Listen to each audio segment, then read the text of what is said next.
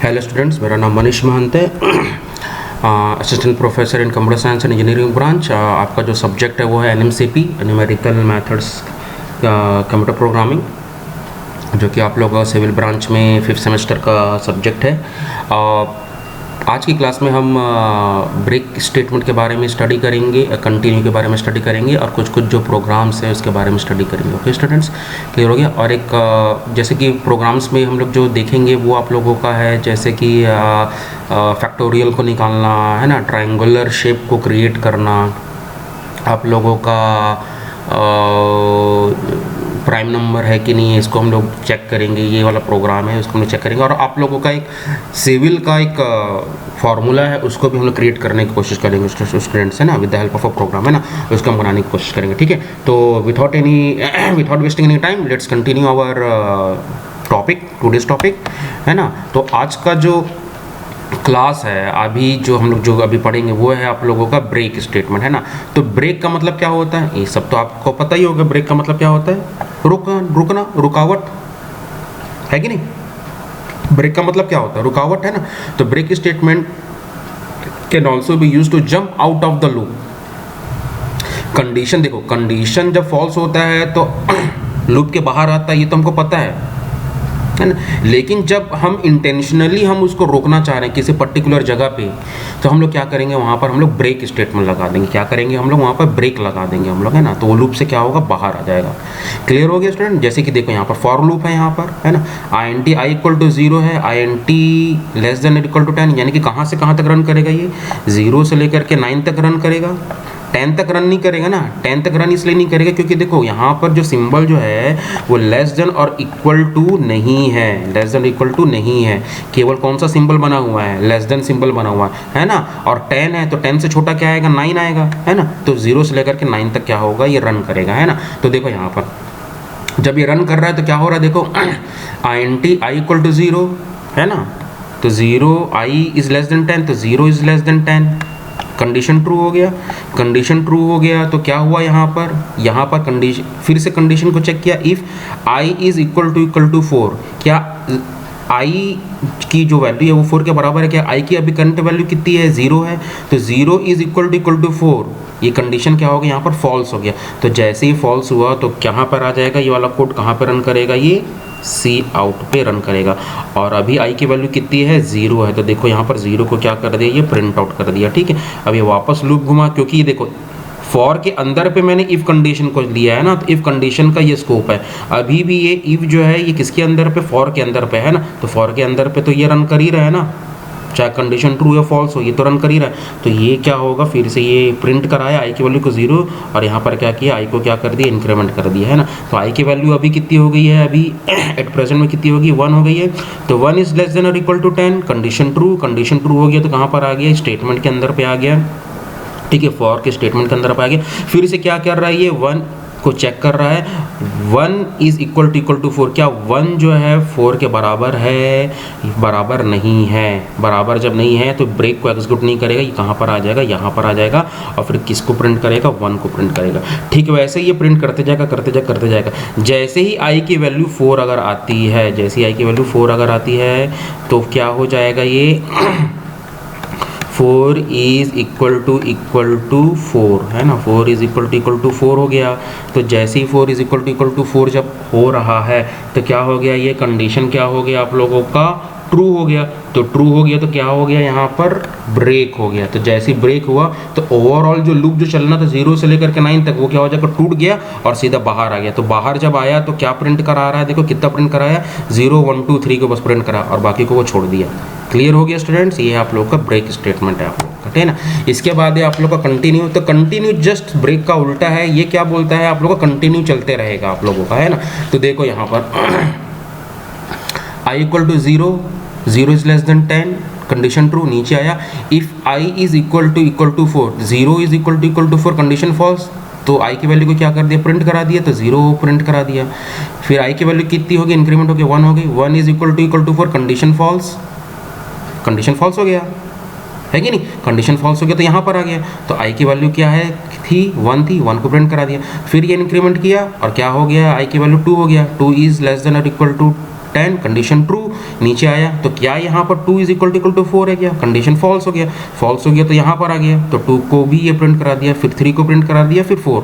अब जब 4 की जब बारी आई तो देखो यहाँ पर क्या हो रहा है, इफ़ 4 इज इक्वल टू 4, तो क्या बोल रहा है, ये कंटिन्यू करने को बोल रहा था। कंटिन्यू करने का मतलब ये है कि ये लूप कोई कंडीशन जो है वो तोड़ेगा नहीं, ये मोड़ेगा नहीं, ये सीधा ये फॉर लूप को क्या करेगा, ये कंटिन्यू करेगा और बाकी को प्रिंट कराते रहेगा। तो फॉर लूप के 4 के बाद भी क्या कर रहा है, ये प्रिंट कराते रह रहा है, जहाँ तक जा रहा है वहाँ तक वो क्या कर रहा है, वो प्रिंट कराते रह रहा है। क्लियर हो गया आप लोगों को, समझ में आ गया? तो कंटिन्यू का मतलब है ये, है ना।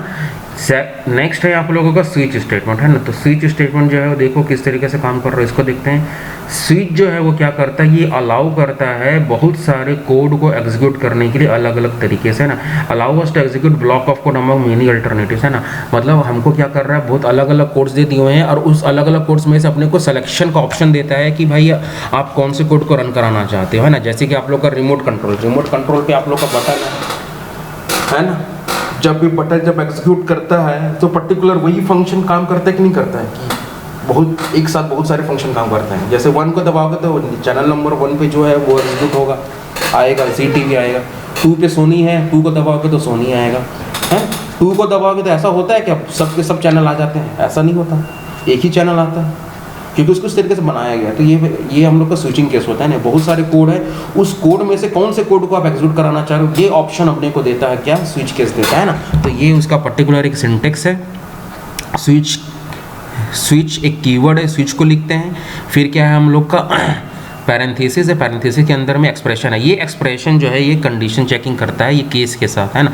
जो भी एक्सप्रेशन ये केस के साथ अगर एग्जीक्यूट एक्सप्रेशन के साथ अगर मैच अगर करेगा तो ये स्टेटमेंट क्या होगा, ये रन करेगा। इसको हम एग्जांपल के थ्रू भी हम लोग समझेंगे, ठीक है। तो देखो यहाँ पर केस, यहाँ पर कांस्टेंट 1 है, तो क्या हो रहा है, code to be executed if expression is equal to constant 1। ये एक्सप्रेशन अगर कांस्टेंट 1 से अगर इक्वल टू अगर होता है तो क्या होगा, इस केस के अंदर पे जितने भी कोड्स हैं वो सब क्या हो जाएगा, एग्जीक्यूट हो जाएगा। वैसे ही केस 2 के लिए, कांस्टेंट 2 के लिए, ठीक है। अब मान के चलो अप्रोप्रिएट एक्सप्रेशन नहीं मिला तो क्या हो जाएगा, डिफॉल्ट केस भी रखा गया है कि भाई आपने गलत ऑप्शन को चूज़ किया है।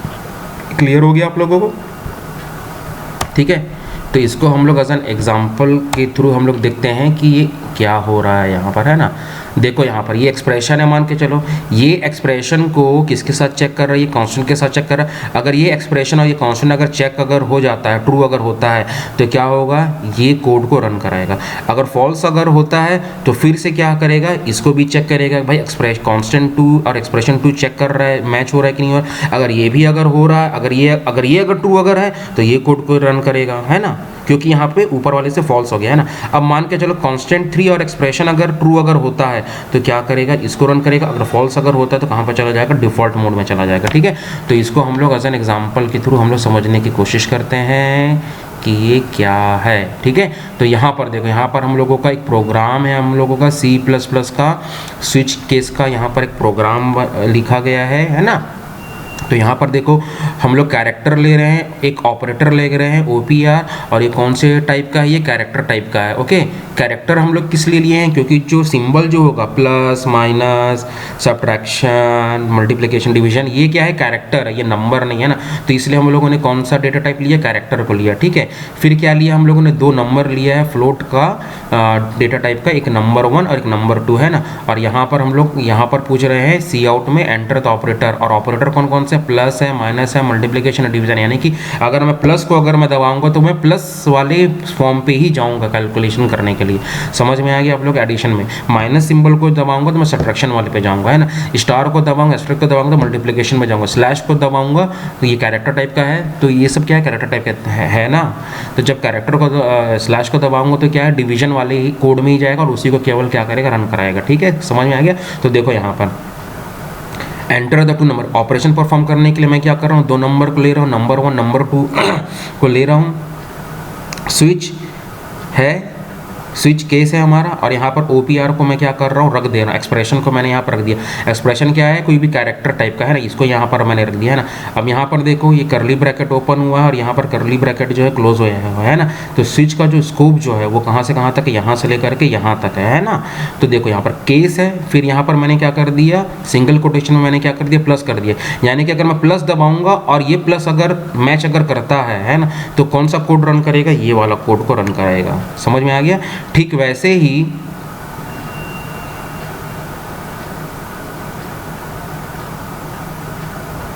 ही देखो यहाँ पर केस माइनस है यहाँ पर, है ना। अच्छा, कोड को रन कराने के बाद मैं क्या करती हूँ, ब्रेक कर दिया हूँ ना। ब्रेक क्यों किया हूँ, क्योंकि मेरे को केवल एडिशन ऑपरेशन परफॉर्म करना था, तो केवल मैं एडिशन ऑपरेशन को परफॉर्म किया हूँ, ठीक है। और एडिशन ऑपरेशन परफॉर्म करने के बाकी कोड को मेरे को रन नहीं कराना, इसलिए मैं क्या कर दिया, ब्रेक कर दिया, मैं वहाँ से निकल जाऊँगा मैं वहाँ से, है ना।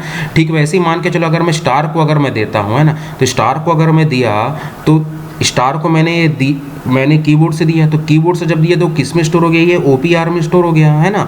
ये हमारा जो वेरिएबल था उस पर स्टोर हो गया। अब ये क्या कर रहा है, ये एक्सप्रेशन को किसके साथ चेक कर रहा है, ये कांस्टेंट के साथ चेक कर रहा है, ये हमारा एक कैरेक्टर इसके साथ चेक कर रहा है, ये और ये मैच हो गया। तो जैसे ही मैच हुआ तो क्या किया, यहाँ पर मल्टीप्लिकेशन हो गया और ब्रेक कर दिया, ठीक है। अब मान के चलो अगर कोई भी एक्सप्रेशन, अगर ये 4 एक्सप्रेशन में से कोई तीसरा 5वां एक्सप्रेशन में देता हूँ तो कहाँ पे चला जाएगा, ये एरर में आ जाएगा, डिफॉल्ट में आ जाएगा और बोल देगा error the operator is not correct. समझ में आ गया आप लोग को। देखो यहाँ पर आउटपुट पे देखो यहाँ पर क्या हो रहा है, एंटर एन ऑपरेटर, है ना। तो ऑपरेटर में मैंने क्या एंटर किया, प्लस सिंबल एंटर किया। तो जैसे ही प्लस सिंबल एंटर किया तो क्या हो रहा है, यहाँ पर देखो एडिशन वाला ऑपरेशन जो है ये परफॉर्म हो रहा है, ये वाला ऑपरेशन, है ना। तो यहाँ पर देखो 2 वैल्यू को लिया था हम लोगों ने, 2 वैल्यू को लिया था हम लोगों ने, 2.3 को लिया था, 1 मिनट में,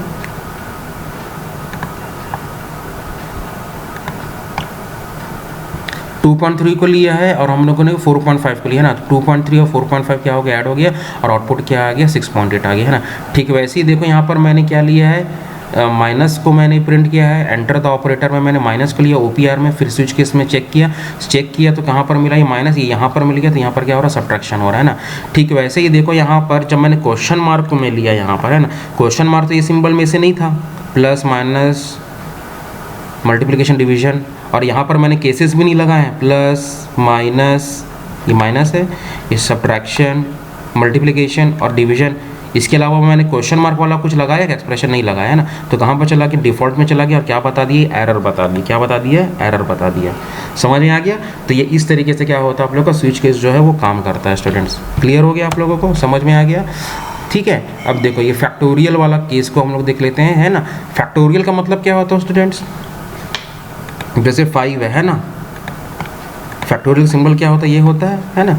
तो 5 का फैक्टोरियल क्या होगा, 5 × 4 × 3 × 2 × 1 ये होता है। तो 5 × 4 कितना हो गया, 20 × 3 हो गया 60 × 2 हो गया 120। तो 120 आंसर आना चाहिए, हो गया हम लोग का फैक्टोरियल वैल्यू हो गया। क्या हो गया हम लोग का, फैक्टोरियल वैल्यू हो गया, ठीक है। तो फैक्टोरियल वैल्यू कैसे काम कर रहा है उसके बारे में हम लोग थोड़ा सा जानकारी ले लेते हैं, ठीक है। इसका प्रोग्राम है फैक्टोरियल का, ओके। तो यहाँ पर देखो क्या हो रहा है, यहाँ पर हम लोगों ने अनसाइंड इंटीजर लिया है n, क्योंकि ये पॉजिटिव नंबर में ही काम करते हैं, इसलिए हम लोगों ने अनसाइंड वैल्यू ले लिया है ना।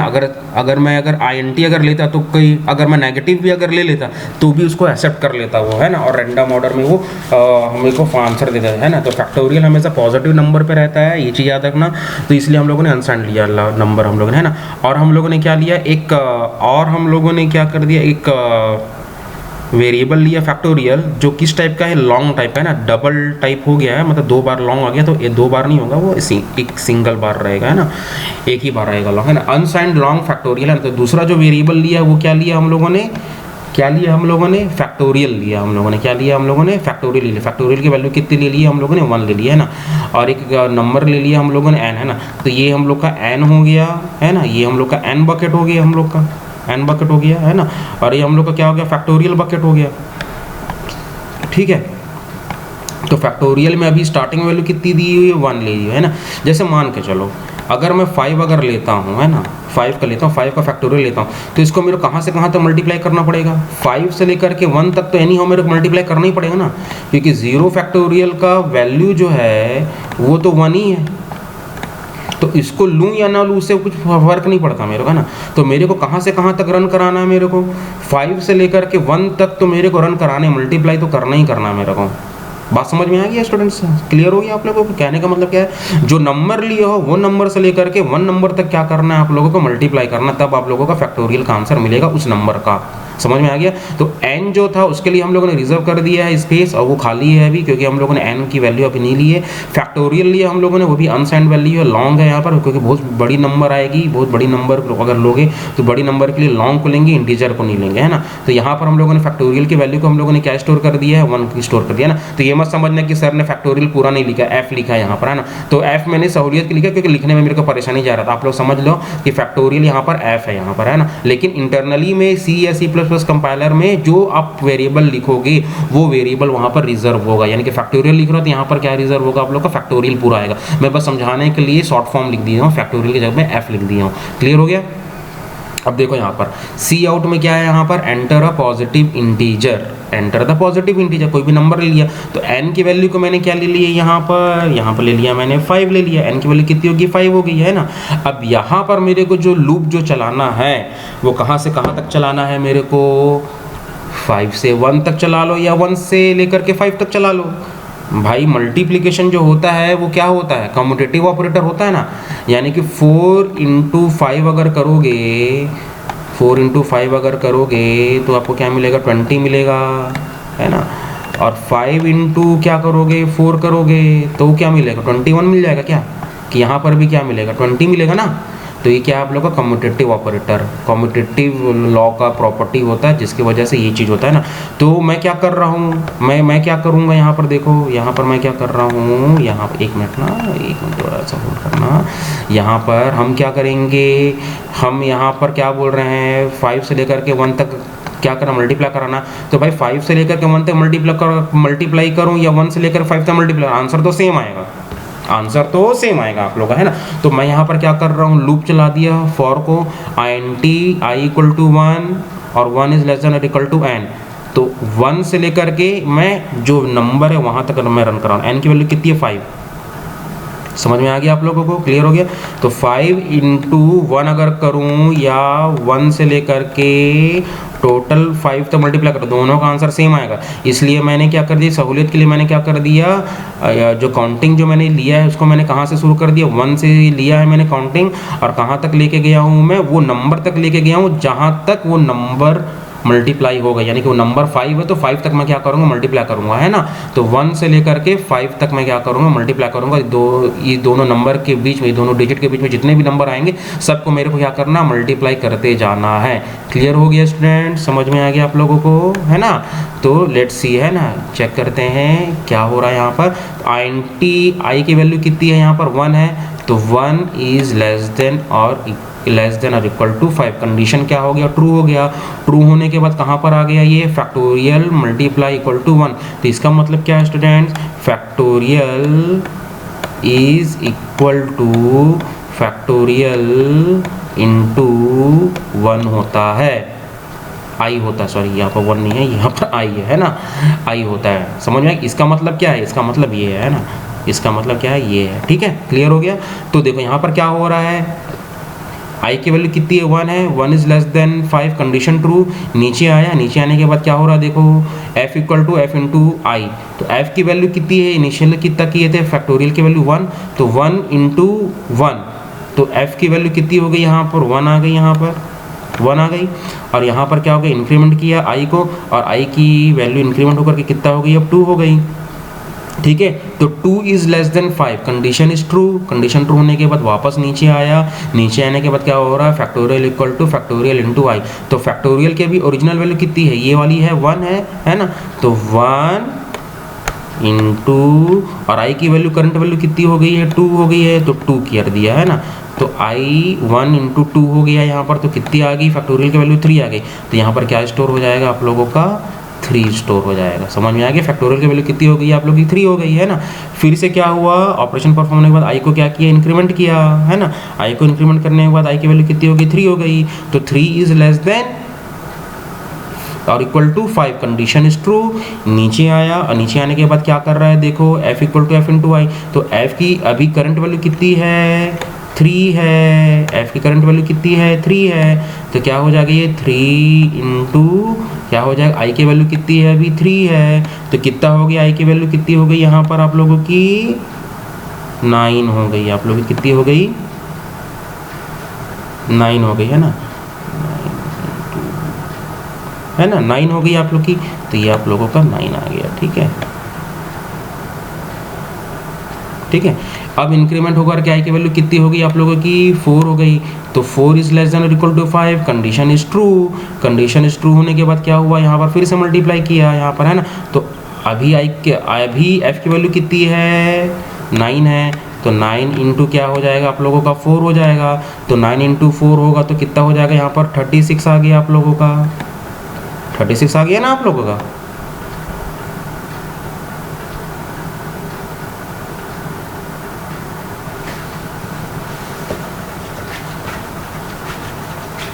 ठीक है, इस तरीके से करते करते आप लोगों का जो फाइनल जो आंसर मिलेगा वो कितना मिलेगा आप लोगों का 120 मिलेगा। क्लियर हो गया, तो इस तरीके से आप लोगों का क्या होगा, आप लोग का मल्टी आंसर मिलेगा। और 12 का यहाँ पर आउटपुट आया, 12 इज इक्वल टू क्या है आप लोग का इतना आंसर है आप लोगों का। क्लियर हो गया स्टूडेंट, समझ में आ गया। ठीक है, अब देखो इसके और आगे हम लोग बढ़ के देखते हैं। ये आप लोग का मल्टीप्लिकेशन है, कोई सी भी नंबर को हम लोग क्या करेंगे मल्टीप्लाई करेंगे, तो मल्टीप्लाई करने के बाद आप लोग का आंसर ये आएगा। ठीक है, तो यहाँ पर देखो क्या हो रहा है, यहाँ पर देखो अंडर अ पॉजिटिव इंटीजर ले दिया एन, और कहाँ से कहाँ तक मल्टीप्लाई करना है 5 तो आप लोग का कॉमन है, यहाँ पर आप लोग को इंक्रीमेंट करना है, इस चीज़ को लूप चलाना है बार बार 10 तक, है ना, तो इसलिए हम लोग क्या कर रहे हैं लूप चला दिया, INT i इक्वल टू 1 से लेकर INT i इक्वल टू 10 तक, है ना। और जो भी वैल्यू आ रही है वो क्या करें n को i के साथ क्या कर रहे हैं, यहाँ पर देखो n को i के साथ क्या करें बार क्या करें मल्टीप्लाई करें, और कब तक मल्टीप्लाई कर रहे हैं जब तक उसकी वैल्यू 10 से ज़्यादा ना हो जाए। जैसे ही 11 अगर होगा तो लूप से क्या होगा बाहर आ जाएगा और हमारा आंसर मिल जाएगा अपने को। क्लियर हो गया स्टूडेंट, समझ में आ गया आप लोगों को।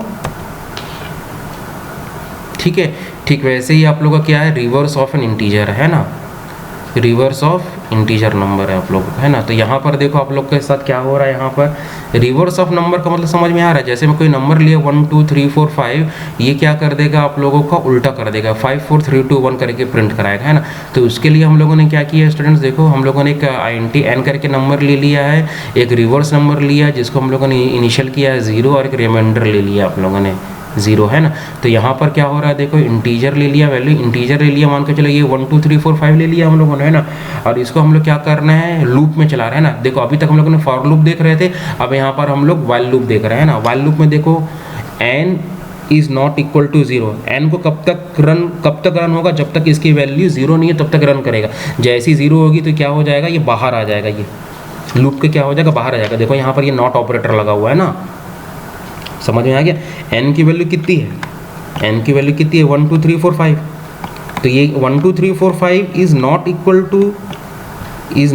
टू क्या है 0 है ना, ये इज नॉट इक्वल टू क्या है 0 है ये, तो कंडीशन तो ट्रू है ना, तो ट्रू होगा तो ये इसके अंदर पे रन करेगा। जैसे ही 0 इज नॉट इक्वल टू 0, अगर इसकी वैल्यू का 0 इज नॉट इक्वल टू 0 होगा तो क्या हो जाएगा कंडीशन फॉल्स हो जाएगा इसके लिए, क्योंकि नॉट ऑपरेटर लगा है यहाँ पर, नॉट ऑपरेटर लगा तो फॉल्स हो जाएगा, तो बाहर आ जाएगा, ये है ना। तो ये चीज़ को याद रखना स्टूडेंट, नॉट ऑपरेटर का अलग ही काम होता है। क्लियर हो गया आप लोगों को, समझ में आ गया। तो देखो यहाँ पर क्या हो रहा है, देखो यहाँ पर हम लोगों ने नंबर ले लिया 1 2 3 4 5, है ना, is not equal to 0, condition is true, नीचे आया और फिर क्या कर रहे हैं हम लोग यहाँ पर 1 2 3 4 5 इज मॉडुलस ऑफ 10 कर रहे हैं। यहाँ पर देखो यहाँ पर पहला नंबर लो लिया, यहाँ पर पहले कंडीशन में क्या हो रहा है 1 2 3 4 5 लिया है ना, 1 2 3 4 5 को क्या कर दिया हम लोगों ने 10 से क्या कर दिया हम लोगों ने मॉडुलस ऑपरेटर किया, तो रिमाइंडर कितना मिला अपने को 5 मिला अपने को, है ना। जब 5 जब मिला तो हम लोग क्या कर रहे हैं देखो रिवर्स नंबर को जो भी मिला है उसको हम लोग क्या कर रहे हैं मल्टीप्लाई कर रहे हैं 10 के साथ। तो रिवर्स नंबर स्टार्टिंग में कितना है 0 है, तो 0 इज मल्टीप्लाई बाई 10, तो क्या हो गया 0 हो गया, और प्लस क्या कर दिया रिमाइंडर के साथ क्या कर दिया हम लोगों ने प्लस कर दिया, तो क्या मिल गया अपने को 5 मिल गया, क्या मिल गया अपने को 5 मिल गया। समझ में आ गया। देखो ये 1 2 3 4 5 5 था, ये 5 अपने को मिल गया, तो 5 को हम लोगों ने रिजर्व नंबर पे हम लोगों ने रख दिया हम लोगों ने। समझ में आ गया। फिर क्या किया हम लोगों ने n डिवाइड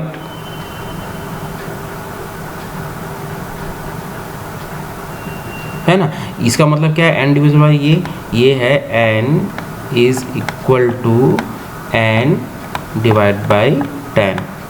ये क्या करेगा क्वेश्चन को देगा, ये एन जो है अभी क्या है, अभी आप लोग का एन तो चेंज नहीं हुआ ना, रिजर्व नंबर नया आ गया, रिजर्व नंबर कितना आ गया आप लोगों का 5 आ गया, लेकिन एन तो अभी भी वही है ना 1 2 3 4 5। तो 1 2 3 4 5 को जब आप लोग 10 के साथ डिवाइड करोगे, मॉडुलस करोगे, तो इसका आंसर कितना आएगा, इसका आंसर आएगा आप लोगों का 1 2 3 4 आएगा, आप लोगों का कितना आएगा 1 2 3 4 आएगा, है ना। तो ये 1 2 3 4 क्या है, ये एन की वैल्यू है अभी करंट में, एन की वैल्यू है 1 2 3 4। तो ये 1 2 3 4 फिर से लूप घुमा और 1 2 3 4 को क्या किया, ये 1 2 3 4 इज नॉट इक्वल टू 0, ये चीज़ चेक कर रहा है ना यहाँ पर, ये चीज़ यही चीज़ चेक कर रहा है यहाँ पर, है ना। तो क्या ये 0 के बराबर है, क्या नहीं है, तो कंडीशन क्या हो गया, ट्रू हो गया। तो फिर से क्या किया 1 2 3 4 को देखो यहाँ पर, फिर से क्या कर रहा है यहाँ पर हम लोग 10 से क्या कर रहे हैं, मॉडुलस कर रहे हैं। 10 से जब मॉडुलस कर रहे हैं तो रिमाइंडर कितना मिल रहा है अपने को, 4 मिल रहा है, करेक्ट है। तो क्या कर रहे हैं हम लोग यहाँ पर देखो फॉर्मूला लगाया हम लोग, reverse number equal to reverse into 10। तो रिजर्व का पुराना वैल्यू कितना था 5 इंटू 10 किया, प्लस हम लोगों ने 4 कर दिया, कितना मिल गया अपने को 54 मिल गया ना। तो ये हम लोग वैसे ही ऑपरेट करते जाएंगे और फाइनली अपने को आंसर क्या मिलेगा 5 4 3 2 1 मिलेगा अपने को। स्टूडेंट्स क्लियर हो गया आप लोगों को, समझ में आ गया है ना। तो इस तरीके से आप लोग का ऑपरेशन परफॉर्म होगा, रिजर्व प्रोग्रामिंग होगा, ठीक है। इसको आप लोग प्रोग्राम बना करके देखिएगा ऑनलाइन, जो C++ कंपाइलर है उसमें आप लोग को समझ में आ जाएगा, ठीक है। ये है आप लोग का पिरामिड स्ट्रक्चर, है ना। इस पिरामिड स्ट्रक्चर में आप लोग देखो क्या हो रहा है यहाँ पर, अपने को ये स्ट्रक्चर अपने को डिज़ाइन करनी है ना, ये स्ट्रक्चर अपने को क्या करनी है, डिज़ाइन करनी है अपने को, है ना, ठीक है। ये पिरामिड स्ट्रक्चर को अपने क्या करना है, डिज़ाइन करना है ना। तो हम लोग जो लिए हैं, हम लोग क्या ले लिए, रोज़ ले लिए हैं, है ना। और रोज़ जो लिए हैं, enter the number of rows, तो कितना रोज़, कितना रोज़ ले लिया हम लोगों ने, 4 रोज़ ले लिया, है ना, ठीक है। 5 रोज़ ले लिया हम लोगों ने। तो यहाँ पर हम लोग लूप चला रहे हैं, कैसे चला रहे हैं हम लोग लूप, देखो i इक्वल टू 1 से लेकर के i इज़ लेस देन और equal to rows, i equal to 1 और i is less than equal to 5, ये हो गया। तो यहाँ पर देखो 1 is less than equal to 5, condition is true, नीचे आया और कंडीशन ट्रू होने के बाद यहाँ पर क्या होगा, फिर से एक लूप आ गया, फॉर लूप आ गया, j equal to 1, j is less than equal to i, है ना। तो यहाँ पर 1, j की वैल्यू कितनी है 1 है, 1 is less than equal to 1, condition क्या हो गया आप लोग का, ट्रू हो गया। ट्रू होने के बाद क्या कर दिया, ये स्टार को क्या कर दिया, ये प्रिंट करा दिया आप लोगों को, है ना। फिर से क्या हुआ, कंडीशन देखो, ये वाला लूप देखो, लूप फॉर लूप के अंदर में ये वाला फॉर लूप है, तो ये वाला फॉर लूप जो रन करेगा, तो जब तक ये रन पूरा खत्म नहीं हो तब तक ये भी खत्म नहीं होगा, है ना। तो ये जो है क्या हो गया आप लोगों का, एक बार कंडीशन को चेक किया है 1 इक्वल टू 1, कंडीशन ट्रू हो गया, ये स्टार को क्या कर दिया, प्रिंट करा दिया। जैसे स्टार को प्रिंट कराया तो क्या हो गया यहाँ पर, फिर से जे को क्या कर दिया, इंक्रीमेंट कर दिया, इंक्रीमेंट कर दिया, तो जे की वैल्यू कितनी होगी, 2 हो गई। तो 2 is equal to 1, condition false हो गया, तो कंडीशन फॉल्स हो गया, इसका मतलब ये नहीं कि पूरा लूप के बाहर आ गया, अभी भी हम लोग अंदर वाले बाहर वाले लूप में है ना। तो आई को क्या कर दिया, ये इंक्रीमेंट कर दिया, है ना। तो क्या हो जाएगा, ये 2 इज लेस देन और इक्वल टू 5, समझ में आ गया आप लोगों को। तो ये कंडीशन ट्रू है, क्या कंडीशन इज ट्रू, तो नीचे आया, फिर क्या कर दिया, j is equal to 1, j is less than equal to i। तो 2 की वैल्यू, j की वैल्यू कितनी है, j की वैल्यू कितनी है यहाँ पर, अभी 1 है, बार बार चेंज हो रहा ना, ये 1 है, और i की वैल्यू कितनी होगी, अभी यहाँ पर 2 हो गई है ना। तो 1 is less than equal to 2, condition true, और ये क्या कर दिया आप लोगों का, प्रिंट करा दिया आप लोग का स्टार को। फिर 2 को इंक्रीमेंट किया, तो 2 is less than equal to 2, condition true, फिर क्या कर दिया आप लोगों को, स्टार को प्रिंट करा दिया। ठीक वैसे ही बार बार क्या होगा, ये आप लोगों का स्ट्रक्चर चलेगा और आप लोगों का पिरामिड जो है वो क्या हो जाएगा, आप लोगों का परफॉर्म हो जाएगा आप लोगों का। क्लियर हो गया आप लोगों को, समझ में आ गया है ना। अब हम लोग देखते हैं स्टूडेंट्स आप लोगों का, अब हम लोग देखते हैं स्टूडेंट्स पावर को कैलकुलेट करने का, है ना। तो किसी भी पावर को कैलकुलेट करने के लिए हम लोग के पास ये स्ट्रक्चर होना चाहिए, कोई भी बेस होना चाहिए और एक्सपोनेंट होना चाहिए ना। जैसे कि बेस को ले लिया मैंने 2 और एक्सपोनेंट को ले लिया मैंने 3, तो क्या हो जाएगा इसका मतलब 2